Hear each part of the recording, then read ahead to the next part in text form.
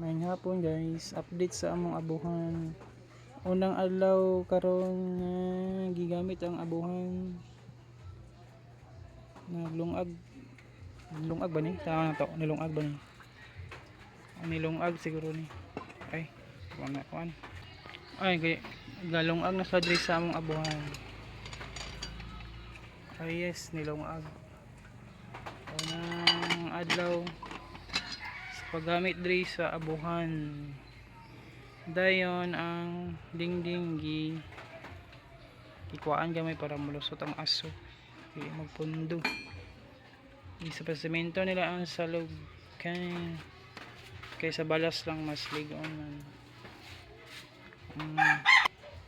Ang unang adlaw nga gigamit ang abuhan para magluto. Ang unang giluto kay nilongag.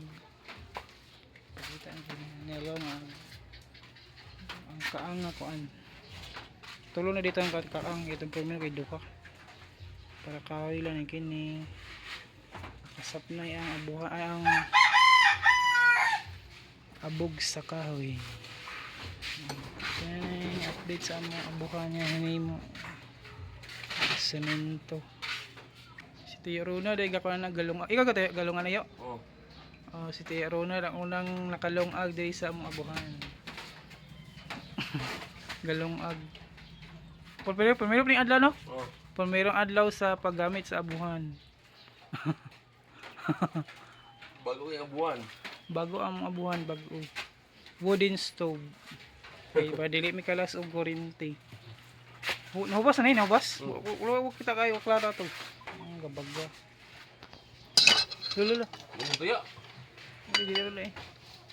Hubas na, wala makita. Hilo-hilo pa man, hilo-hilo pa. Ano ba mga kaon? Hubas na dito. Alright. Aja mo nagtakang.